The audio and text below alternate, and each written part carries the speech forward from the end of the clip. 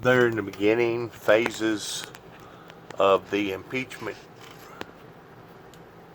trials. Started out as hearings, started out as inquiries, and then went to hearings to supposedly a trial that just took up so much of the American people's time. There was so much talk at that time about how that the President of the United States wasn't fit to be the President of the United States. That he actually had some sort of disease or a medical problem. I'm beginning to wonder more and more as I listen to more of this pertaining to the stuff that's coming out of the president's mouth. If a lot of those accusations isn't and wasn't true pertaining to him being unstable to the degree of being sickly minded. I'm going to use this for a quick example before I hit the go button on this. Recently, I have put in a memorial site out here, and the Purple Heart Memorial, Rock Garden Memorial.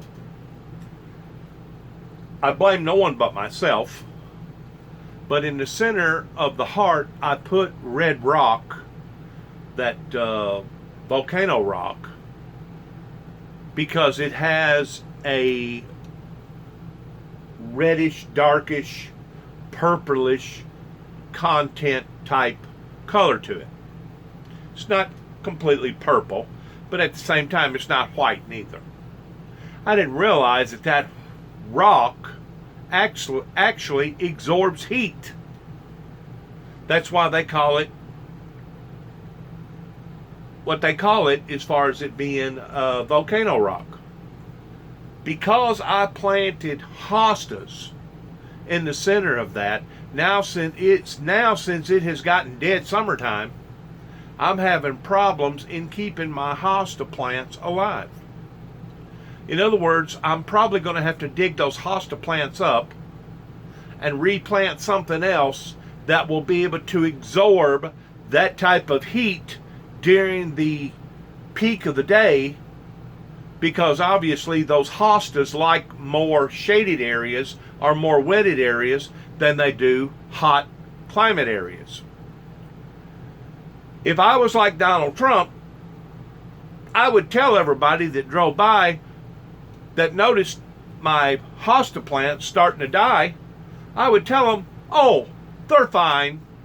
That's only your imagination in you observing and seeing the plants starting to die or wilt because of the atmosphere that I built the bed around, that it's not designed for that type of flower. If I was Donald Trump, I would tell people that. And I would tell myself that. But I know that's not the reality in what I have done. Because I didn't take time to read the labels on the hosta plants, and because of me not being involved in the agriculture community for so long, I didn't take time to realize that the hosta plants don't require that type of environment. So I'm either going to have to dig them up and plant them somewhere else, or miserably sit and watch them die. That's the reality to what I have done. There comes a time that you have to, the point that I'm trying to make is this, there comes a time that you have to accept reality for what reality is. And even though you can formulate some other ideal, I could pump hundreds of gallons of water into that rock memorial site that I planted out here. But the fact of the matter is, the flowers are not designed to be in that type of environment. And because of it, I'm going to have to dig them up, obviously, and plant them somewhere else where they're going to have a stronger, better chance of living.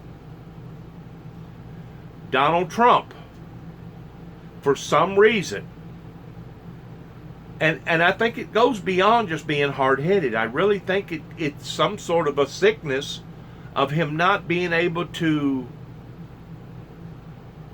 admit that he's been wrong and not being able to discover reality for what reality actually is.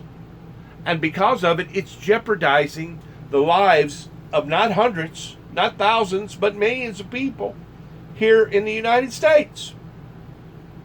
And because of that, it reaches a avenue of a national security issue towards, do we really have someone in office that is jeopardizing the health and the benefit of thousands, if not millions of people all over this country? And if that be the case, I done forgot now what statute that they was talking about. It seemed like it was statute 29 or 26 or something like that, that under some sort of guidelines, if proven that the chief and commander is this far out of touch with reality, that's whenever Congress can step in and basically physically have this man removed. I think it has reached the time of period with Donald Trump, and it's a sad, sad thing to even think about. I mean, just the pure mere fact of bringing the American people through what the American people had to go through before the Kovo ever hit, pertaining to impeaching a president. That in and of itself is a very, very sad scenario, to think that you're trying to impeach the very person that you put in power to be your mentor, to be your leader, to be your chief and commander. It's a very, very sad moment, and I really feel like that the American people need to take heart in listening to what the news commentary has to say today about all of this, because it has reached a point with this guy that he is driving people off the cliff, or he's leading people off into the mouth of the volcano.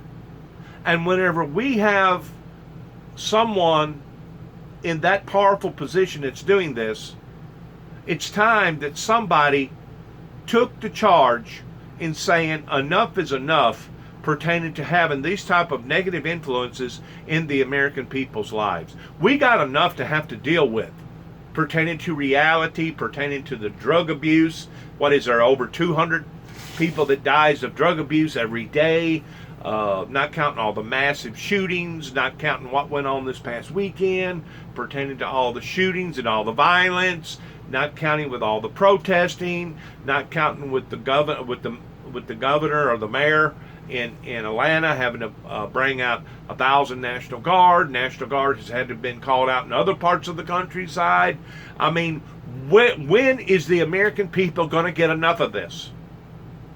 Watch this, because it absolutely made my jaw drop as I'm looking at this, understanding that obviously Donald Trump must live in two different atmospheres, two completely different time warps, two different planets. We got Donald Trump's planet that he lives on, and then we have the real planet that we're all dealing with, pertaining to our people being sick and funding being poor with our school systems, and people concerned about the benefit and the well-being of their own health, much less their family as far as their children.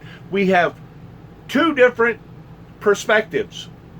We've got Donald Trump's perspective, and then we've got the professional people's perspective. When is the American people going to wake up that this guy is charted on some sort of different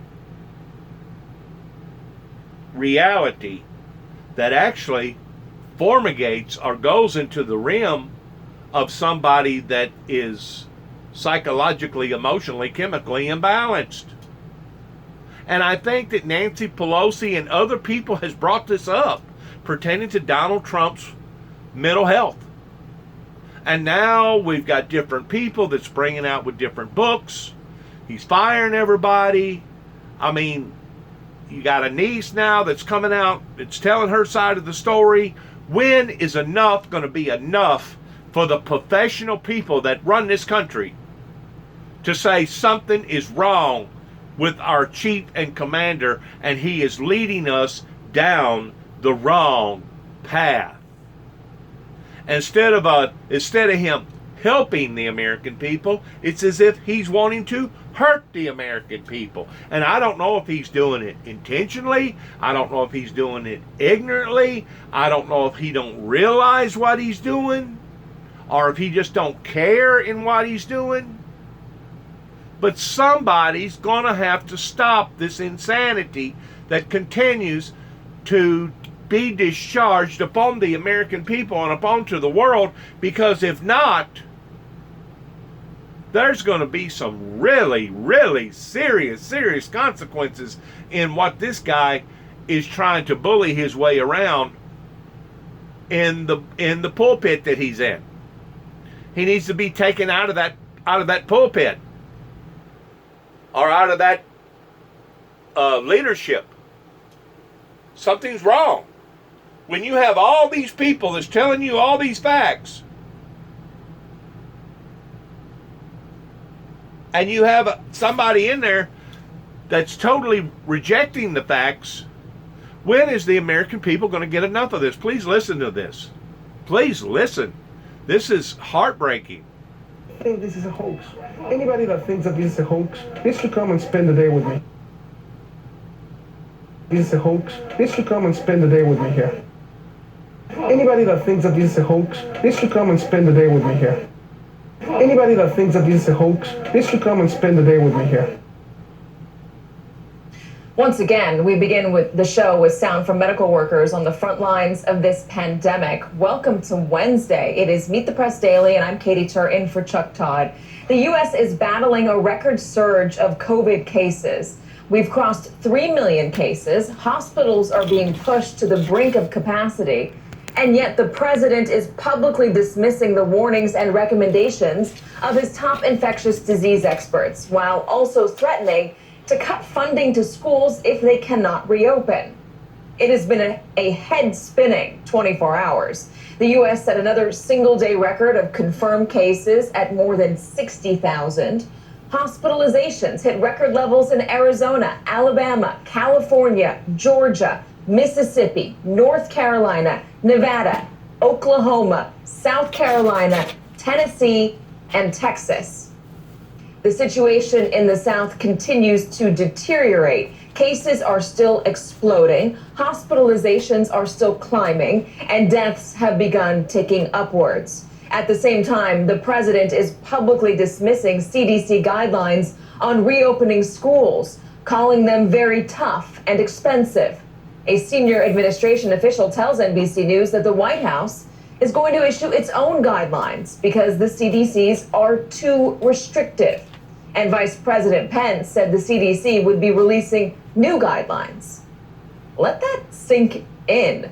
The CDC is going to change its recommendations amid a raging pandemic, apparently because the president doesn't like them. Not only that, the president is also threatening to cut off funding for schools if they do not reopen. And he continues to advance baseless claims that schools are being pressured to stay closed as a way to hurt his re-election chances. Read into that for a second.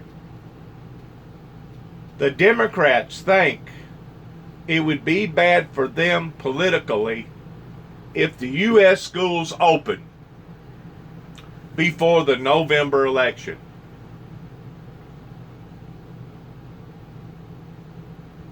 What kind of idiot would make such of a remark? And I hate to call the guy an idiot, but something is going on with this guy. Just as of yesterday, A whole country of 5 million, Australia, has went down on another lockdown. Another complete lockdown. The shelves are bare pertaining to their supermarkets and their grocery stores. We've got other countries, New Zealand, and other countries that are spewing out numbers such as not never been heard of. But yet, no, we've got a president now that is threatening our state governments that the funding will stop if the schools does not open up and perform adequately, just like everything is hunky-dory. Just like hasn't nothing never happened. As I was saying a while ago, it's a very, very sad moment in history whenever a country, but thank God that our forefathers, our builders, our framers that framed this country, thank God they put various stipulations in there because of these type of analogies that could in fact take place if somebody become unfit to rule the roost.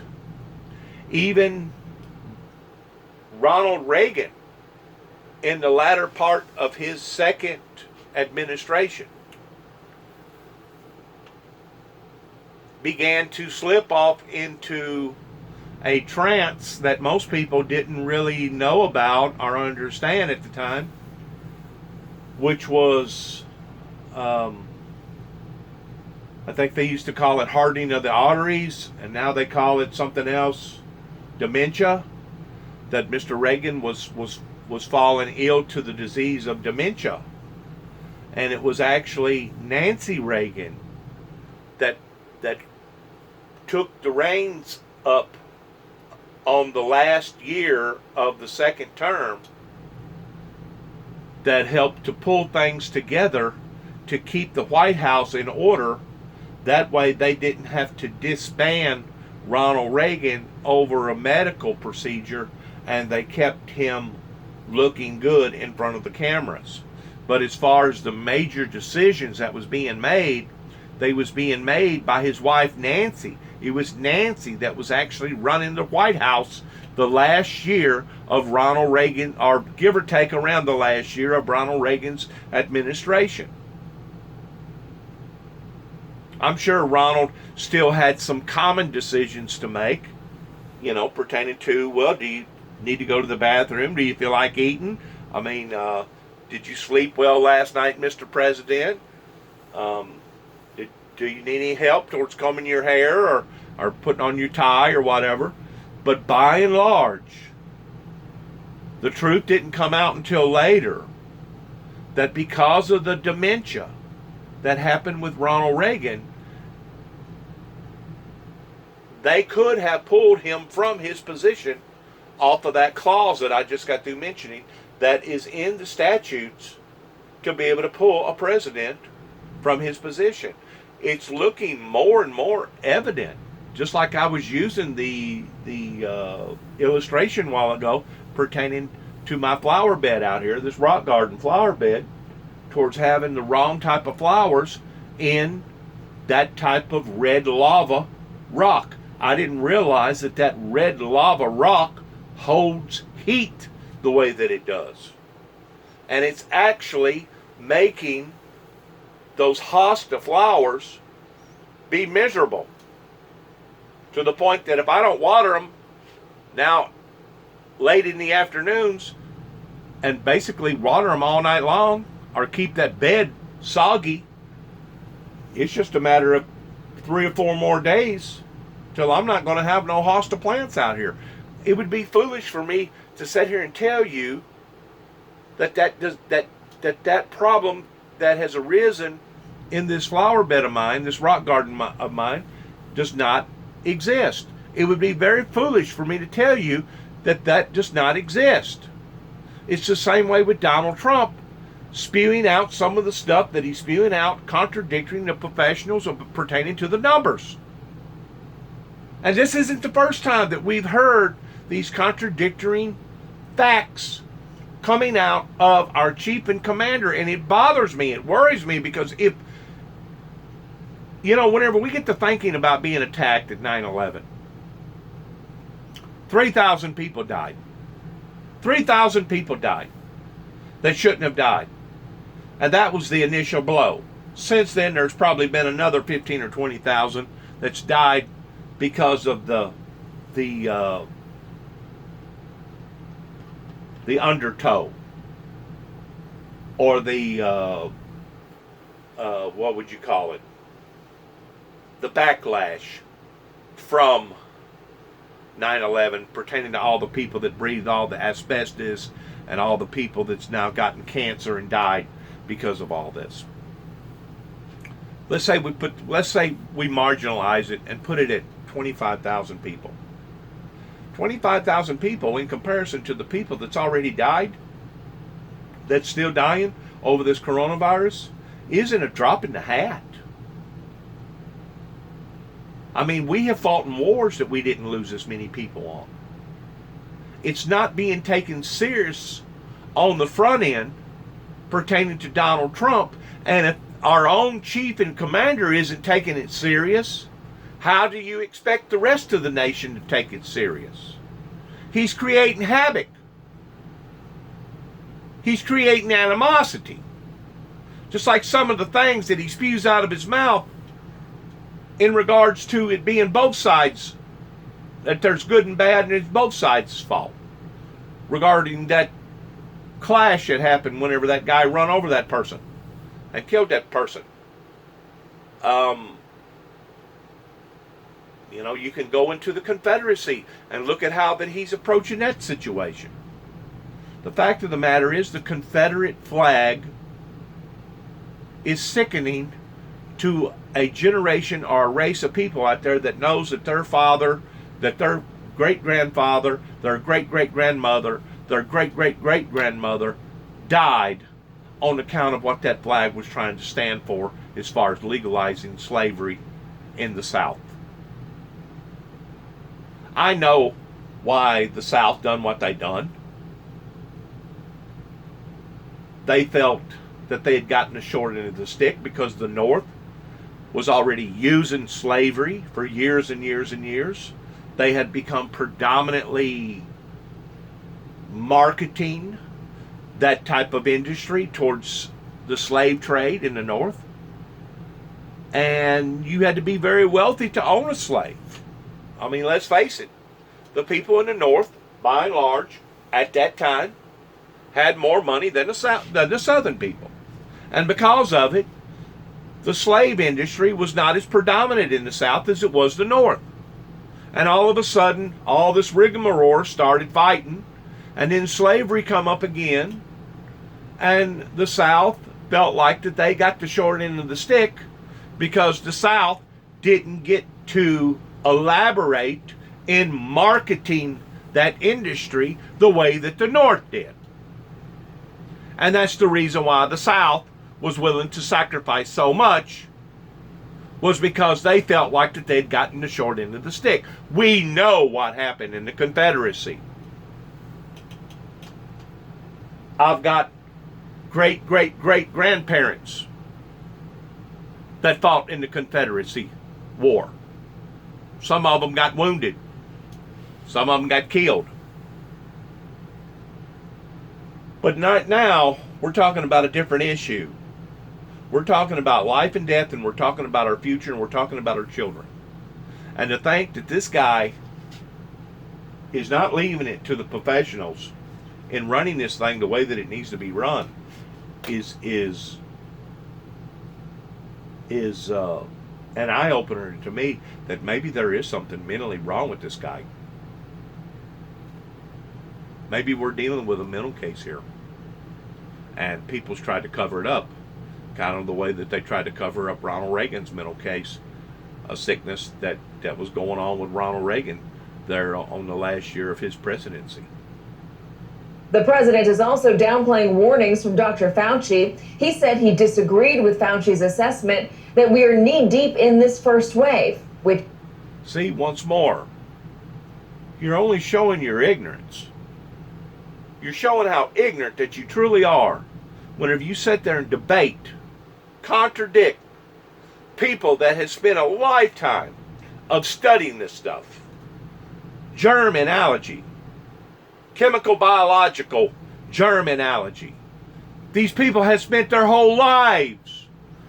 They have went to places whenever other outbreaks has developed over in Africa and in other parts of the world. And you got a president that's sitting there debating, contradicting. Look at how he's looking at the doctor right now. Look at that. He's got a smirk on his face. It looks like he's about ready to tear into something. Like a vicious animal, like a dog.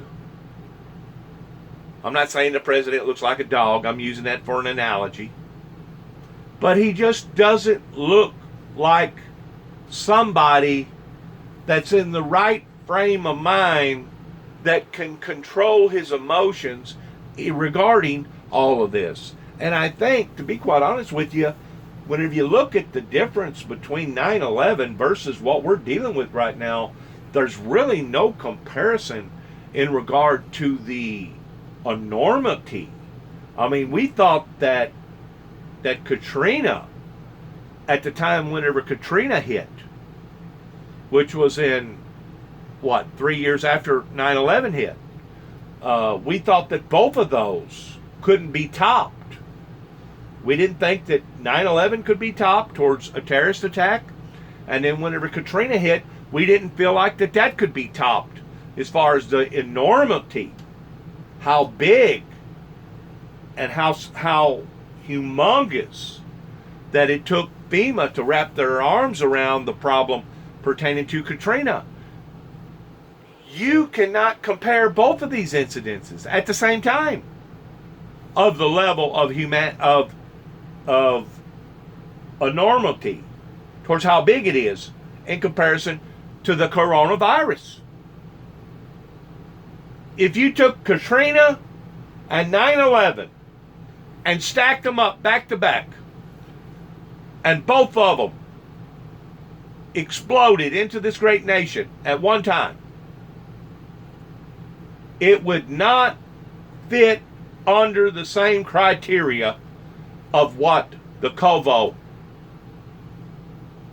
has brought upon to society here in the United States. No comparison. So you have to ask yourself a question. Okay, it appears like that these incidences are not only coming closer together, but they're growing in intensity. Okay? We first had the 1993 deal that happened in Waco. Then we had the 1995 deal that happened in Oklahoma. Then we had 9/11. We had Y2K, which turned, that Y2K did turn into nothing but a hoax. But it still brought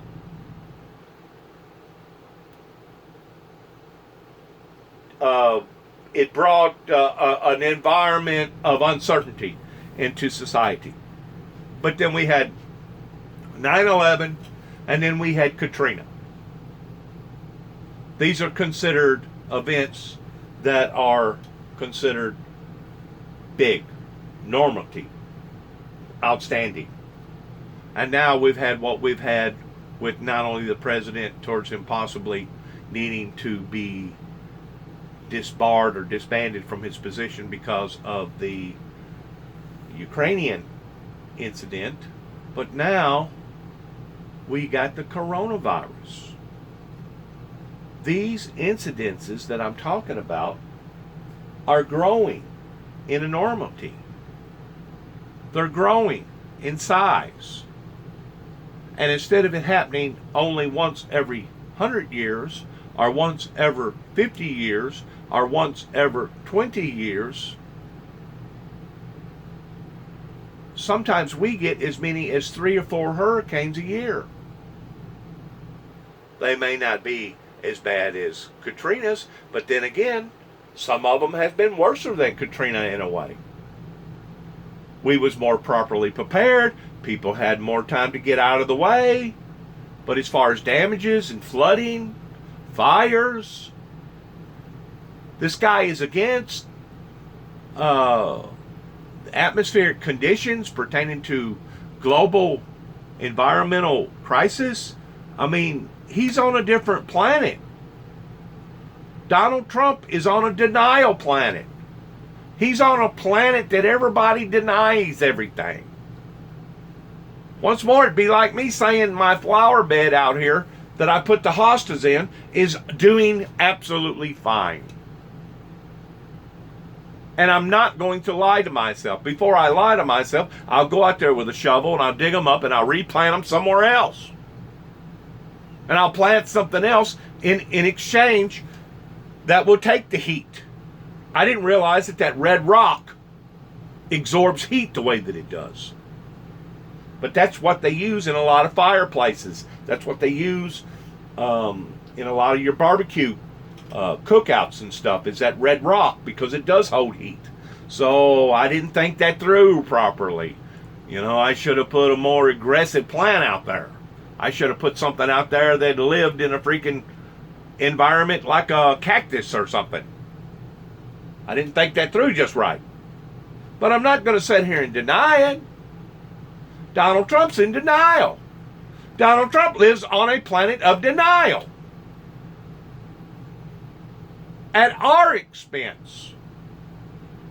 At our expense. If I decide not to do nothing about those flowers, you know who it's going to cost? Me.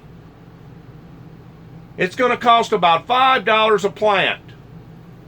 And I believe I got 6 or 7 plants out there. Give or take about $25 worth of plants out there. Then it's going to cost me if once I reach the decision that I've made a bad decision towards digging them up, I can either dig them up, plant them where they'll live, or leave them and let them die. Who's it going to cost? It's going to cost me. I'm the one that spent the labor and the time. I'm the one that bought the plants to begin with and put them out there in that type of environment. This guy to your right here, that we call our chief and commander, his decisions that he makes doesn't just apply upon him. They apply upon the millions and millions and millions of people's lives, of what he decides to do and what he decides not to do.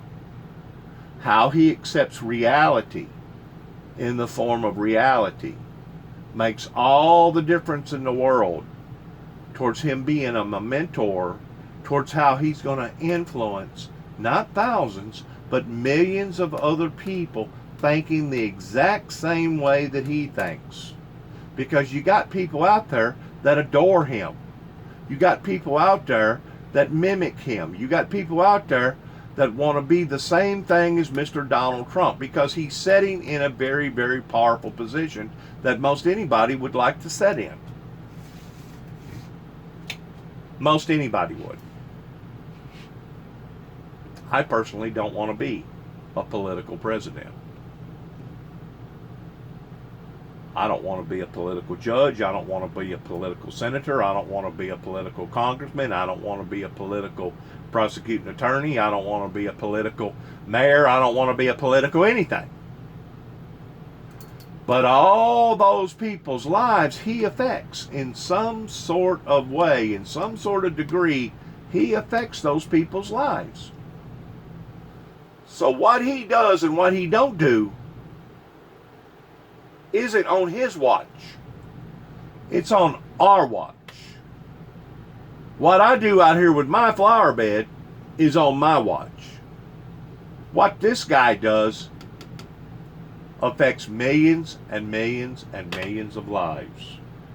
And now we're talking about children and children's lives. Now we're talking about schools. Now we're talking about the safety of schools. Now we're talking about how we're going to teach our children in schools. And now he's talking about defunding the schools. You know, that was one of the reasons why I truly believe that Atlanta had to call upon to 1,000 National Guard units to help to protect their streets in downtown Atlanta, was because whenever you get to talking about defunding police academies, and you get to talking about bringing all this transparency in a lot of these hoodlums' lives, even though they think that the badge is going to protect them and take care of them to the extent of covering up all their dirty work. Now you have a slew of police officers that are either quitting, resigning, or taking an early retirement. You know why? Because they see what's coming down the road. That the system is going to be reformed. And because the system is going to be reformed, they're not going to be able to bully their way around. They're no longer going to be able to take advantage of various situations and various people like they was. Now, I'm sure some of them could be retiring because it's the right time of the year, or it's, you know, they put some thought into it, it's not worth it, and maybe they was already concentrating going to have an early retirement to begin with. But by and large, what has provoked all these cops walking off their jobs is because of George Floyd becoming killed by a police officer, and now all this transparency is coming out in regard to our unions and those that hold positions over us. Please, we must identify the weakest link. And once we have identified the weakest link, we have one or two choices, kind of like my flower bed out here. We can either put up with the weak link and hope for the best, or we can either repair or replace the weak link with another link to make the chain strong again. We have to stop this insanity at the cost of human, carnal lives, carnage. We have to stop this type of environment that this fall, whenever the pandemic sticks its ugly head out some more,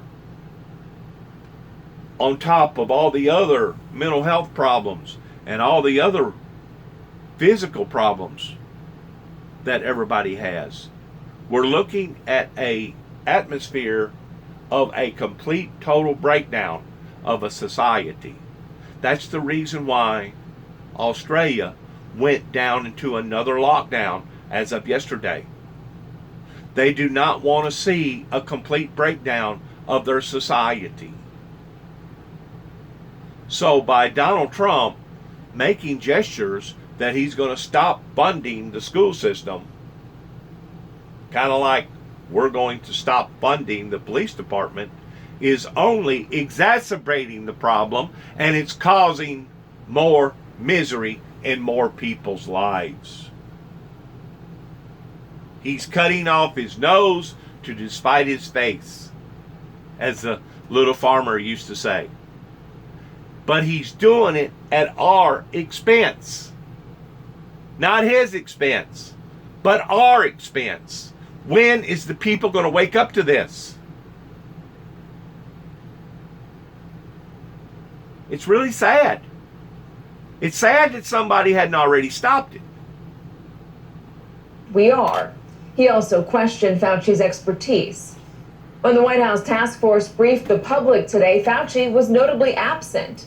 And as has become a Washington tradition in this pandemic, the task force officials not named Fauci tried to put a rosy spin on the current crisis. And the vice president tried to dodge questions about the president's impulsiveness.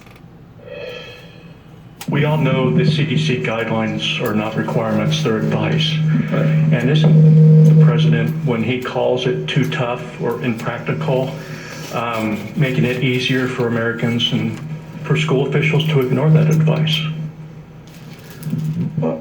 I have every confidence that governors and state education officials and local health officials are going to implement the policies that they think are in the best interest of children and families. Can you explain why the president is threatening to cut funding from schools at a time when educators are saying they need more so they can safely reopen?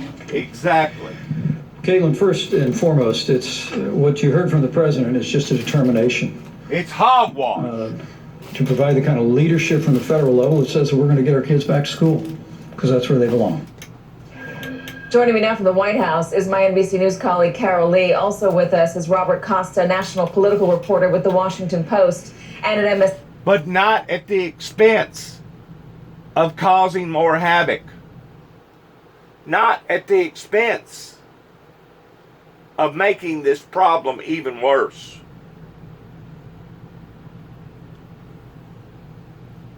No one would disagree with you towards what we ought to be doing. The trucks should be running up and down the road. The factories should be working day and night.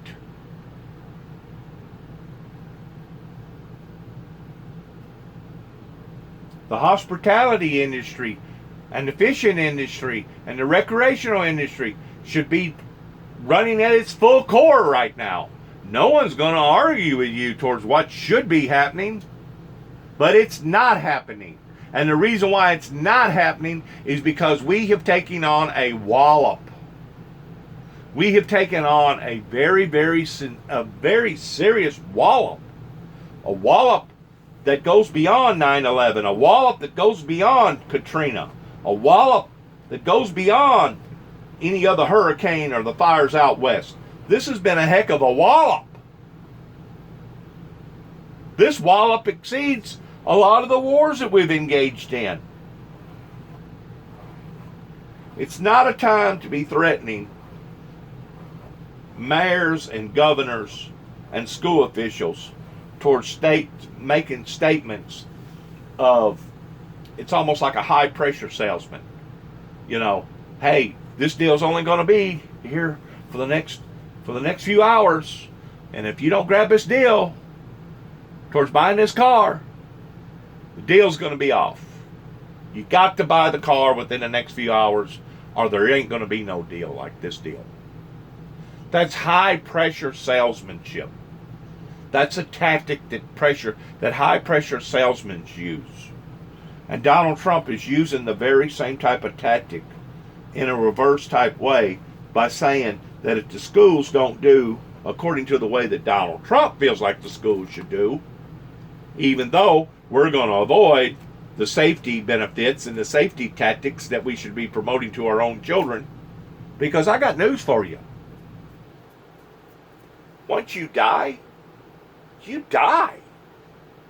There is no hope for restitution. Once you die, you die.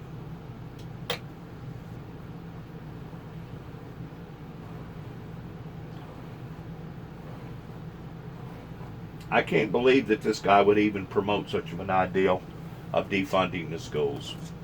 Like I said, that's one thing that has engaged this mass movement, this surge of all these police officers wanting to hurry up and get out of the industry because of all this talk of defunding the police departments and how that they're going to bring transparency in bad police officers' tactics and going to hold them accountable for some of the garbage that they've been doing that they should have been held accountable for all these years. But whenever you have commissioners and mayors, and most of them work out of churches that allow for this type of activity to fester in their own police department, whenever you have it coming from the front end, It's kind of like voting somebody off the island. And I've used this analogy before. How can you vote somebody off the island if the people that you want off the island own the island? You can't. Because these are the people that's made it bad to begin with. It's a damned if you do and a damned if you don't type of scenario. Caught between a hard place and a rock is where the American people are right now. And the American people deserve better than this. NBC political analyst, also for a medical perspective and public health perspective, Dr. Kavita Patel, former health official in the Obama administration and a non-resident fellow at the Brookings Institution. So, Carol, let's start with you on this. We're getting from Vice President Pence the same thing we've been getting from officials in this administration now since time immemorial, which is that don't believe the words that are coming out of the president's mouth here, or his tweet, I should say. Here's what he actually believes. In reality, the president disagreed with the CDC guidelines. He blasted them on Twitter, too restrictive, too expensive.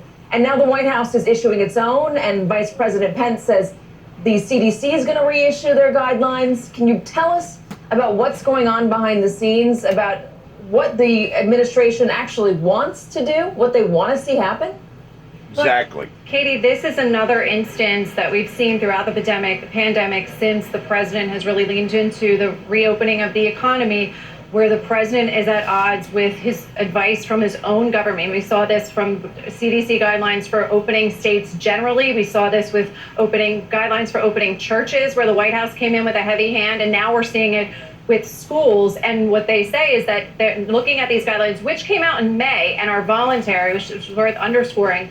Now that they're saying they're too prescriptive, they basically are so prescriptive that they prohibit schools from fully opening. And Kayleigh McEnany, the press secretary's briefing is ongoing when I came out here, but she was asked what some examples are that the president takes issue with, and she mentioned that they're encouraged for kids to bring their own meals to school when feasible. A White House official also told me that another thing they don't like is limiting the sharing of books, electronics, and toys. And so what you're seeing here is the White House come in and try to take control of this process. And while the vice president says the CDC is going to issue the guidelines, it may be a CDC document, but it's definitely a White House document in the sense that it's not going to be issued unless this White House signs off on it. And what we're told is that it's going to be a hybrid potentially of some of the CDC guidelines that are out there and some recommendations from the American Academy of Pediatrics. But just generally to sum up the thinking that the White House has about the president and the medical experts' advice that he's getting, Kayleigh McEnany just said that while he has confidence in the advice of his medical experts, he decides whether or not he listens to them. And that's where we are on that, Katie. Let's talk about the president saying it was very tough, but also very expensive. Bob Costa, expensive is a hurdle that you can get over when you... There's an old saying, you cannot make a silk purse out of a sow's ear. Once the internal administration affairs within Donald Trump's administration has realized that they've got somebody in there that they can't mold, they can't talk to, they can't persuade, they can't advise. That's whenever good, strong leadership should have taken over pertaining to Donald Trump being so high-minded and so hard-headed to the point that can't nobody deal with him. I blame it on the whole administration, regardless whether it's the vice president or whoever, that they didn't see the signs ahead of time towards stopping this madness from occurring at the expense of the American people's lives. Once more, our children are our future. And if we don't have children to step up to the plate after we're all dead and gone, there's not going to be a future for the American continental United States. And if you're endangering their lives by putting them in atmospheres that they shouldn't be in, there's other methods and other ways that you can teach them other than pulling together right now, and everybody getting together towards sneezing and coughing all over one another. You know how kids are anyways. Kids, whenever it comes to them socially distancing, is almost next to impossible. Especially the real young ones. Those that's under, I'm going to say probably 10 years old.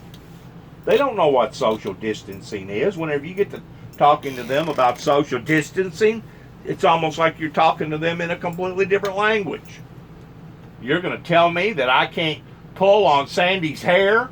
You're going to tell me that I can't gouge and pull and kick on Ronnie's shin? And I can't take his toy away from him to piss him off and make him mad? Come on. These are American kids you're talking about. These ain't kids that went to Catholic school. These are American kids that's been on a leash towards doing whatever that they wanted to do whenever they wanted to do it. And the parents has been some of the biggest perpetuators that's been involved in that themselves. Whenever you have children rearing up children, and those children was reared up to the point that they could pull and jerk on Cindy's hair.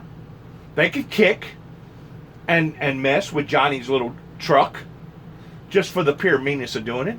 Of asking kids to separate themselves and act like adults is almost, it's unprofessional. It's unethical, it's unprofessional for grown-ups to think that kids are going to act like grown-ups. And it just tells you the mindset of certain people that obviously don't recognize the problem. Not just the problem with the disease, but the social problem with kids in general. And then you got to recognize the money issue problem.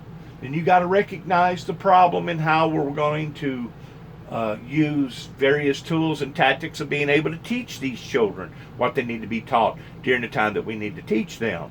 You need to get them out of the gutters. Get them out of the back alleys. That way, teaching can become not only simplifying teaching, but it can become interesting again to where kids want to learn. They want to know how to play that video game. They want to be able to conquer towards understanding how to read that word again and again and again to the point that they've memorized it, and you won't have a better speller nowhere in third grade that you could find. You've got to add a little bit of, I hate to use the word art, because whenever you use the word art, the first thing people think of, well, that's the art of the deal. Well, yeah, that is part of the art of the deal. You know, whenever I was going to school, it was boring. It was long. They didn't have proper air conditioning. They didn't have proper heating. You either froze to death in the wintertime, especially on the buses, or you burn up.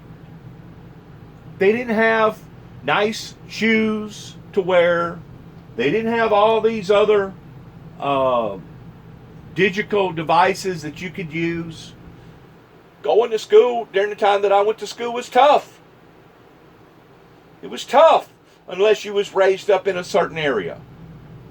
Unless you was already out in California or up in Chicago or up in places like Virginia or Pennsylvania.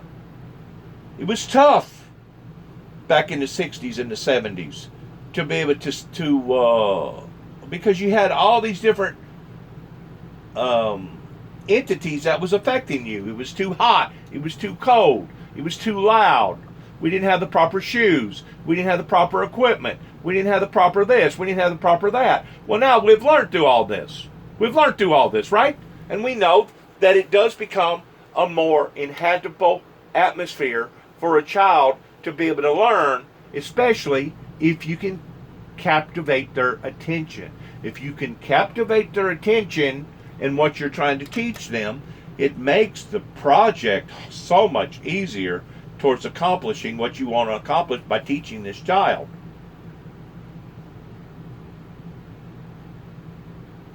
We know these things. Donald Trump hasn't put none of that stuff into the equation. He just thinks he's the king sitting on a throne. And he gives the orders and we're supposed to obey, obey, obey. Well, his obeying is killing people. This is nonsense. Whenever it reaches a point that it's killing my grandchildren and my great-grandchildren at the expense of their lives towards not being able to perform and become successful, then I'm going to speak up about it. I don't know about everybody else. Everybody else may shut up about it, but I'm going to speak up about it because I want my children to succeed. I want my nation to succeed, and I want my government to succeed. But it's not going to succeed as long as you keep voiding or avoiding the facts. You got to look at the facts. You got to accept reality for what reality is. Jeepers. Have the purse of the federal government behind you. After all, look at all the PPP loans that we as a nation just issued, the supplements, the billions of dollars, trillions of dollars in supplemental money that went out to shore up businesses and corporations and industries and individuals in this country. If money is an issue for making these schools safer, is there a plan in the administration, or potentially in Congress, to give the schools all of the money they need to make sure that our kids and our teachers are as protected as they can be so everybody else can try to get back to work? Based on my conversations today with lawmakers in both parties and their aides, it's clear that the conversation's changing right now on Capitol Hill. There used to be talk among Republicans, at least, that any second round of stimulus would be, as they saw it, a blue state bailout. But now, as you see coronavirus cases rising in red states, the conversation is taking a turn. And there's more talk among Republicans and Democrats about having not only more stimulus checks go out, but to have cash go directly to states, because states across the country, whether it's New Jersey, California, Texas, are seeing revenue shortfalls. They're seeing a lack of business activity, and they're looking to the federal government for help. The question is, what is the scope of that, and will liability insurance be part of it? That's what Republicans want at this moment. The normal, and it can be expected, because now it's snowballing. It's doing a dominoes thing. One thing affects this thing, that thing affects this thing, and now our professional politicians are beginning to realize that, my God, the power of the purse. I mean, if the truth be known,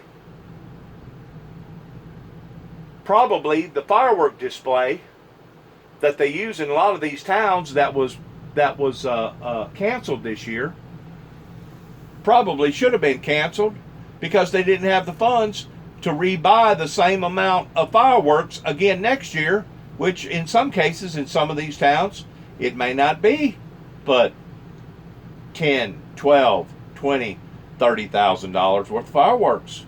But that's $10, $12, $20,000 worth of fireworks, that money that they spent for fireworks that they could have alternated and used in some other area.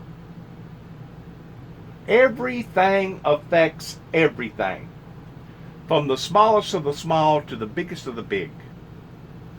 And unless you got good leadership and understands this, that can identify this, we are heading down a road right now, folks, that is not going to look good once we get down to the end of it. And we're not talking about $25 or $30 worth of plants. We're talking about $25 or $30 trillion worth of money that there's going to be no way that we're going to be able to recuperate from.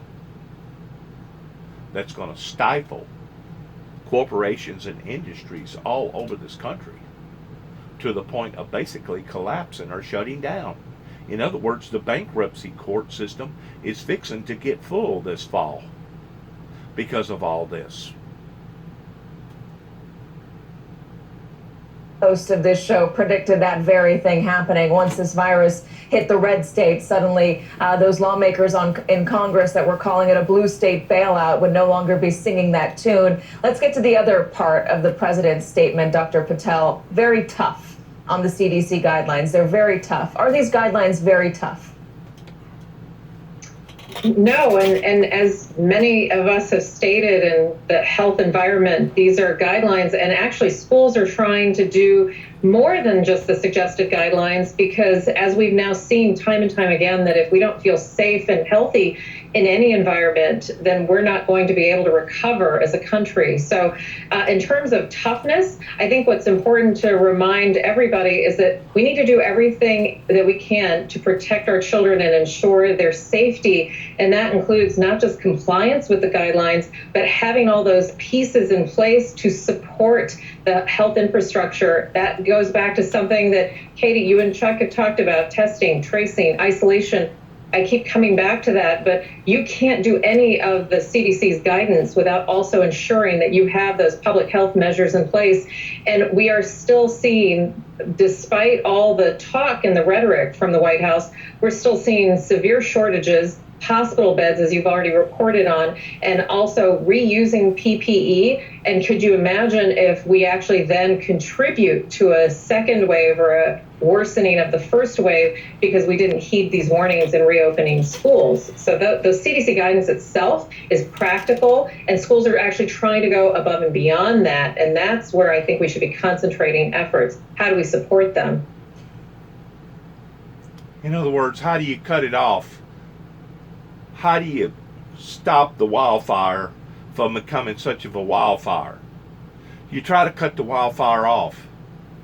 You put up fire breakers.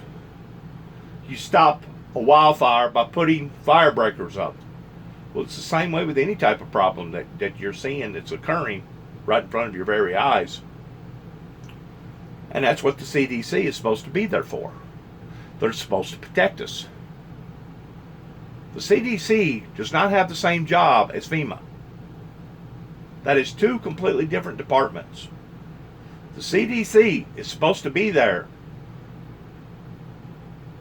Let's say, like, if you're an astronomer, and all of a sudden you're looking through this major big satellite deal, this microscope that's the size of a freaking house, and you see this major planet coming directly in line with Earth. What's their job? Their job is to warn people to prepare that we're fixing to take on a hit. You know, whenever you have a massive rock the size of Texas coming towards the planet, it's pretty obvious it's going to do some damage doing about 24,000 miles an hour. It could actually bring us to an extinct moment and throw us back off into Ice Age, something that severe. But these people has jobs. That's what they do. They look for different objects out there, and of course they can't find everything. It's like trying to find a needle in a haystack towards finding stuff like that. So a lot of times they don't find it until it's almost right here upon us, and then it comes between us and the moon, a big boulder or a big meteor or a rock the size of a bus or something like that. You know, something huge, or something 5 times the size of a bus. But people's got jobs to do certain things in response to taking care of we the people. And that's what the CDC is supposed to do. I really don't understand why the president, during the worst time of any, to restrain funds from the World Health. I realize the World Health messed up. I realize the World Health didn't warn not only the American people but the rest of the world towards the severity of this coronavirus, this outbreak. But to punish them in the way towards defunding them, I really don't think that's the proper way of punishing World Health. Wow. How many more other crooks and turns is this president going to make that is contrary to what he should or should not be doing during the process of all this? Once more, it's reached a point to where you have to start asking yourself the question, is he really in there towards helping the people? That's supposed to be his job, is to help us, not to hurt us, but to help us. You have to start asking yourself the question, what's going on with this freaking guy, especially at the expense of American people's lives. I realize he didn't create the COVID-19. I realize he didn't see this coming during the time of all this embarkment that come about pertaining to the impeachment trials. But at the same time, once you know that it's upon you, then how are you going to respond and react to it? Good luck to all of us. Coming from the Windmill Ministries here at 291 Thompson Road, Sharon, Tennessee. Good luck to every one of us. Because once more, this is a reflection upon what the Word of God says. That these signs shall come about onto the planet to indicate of all the sinful nature that mankind has been projecting upon itself. And these are the great sorrows that it talks about. The sorrows of sin. And because of it, we're seeing the repercussions or the consequences of it. These are signs. None of us is going to live forever. None of us is going to escape this thing. We're all in this together.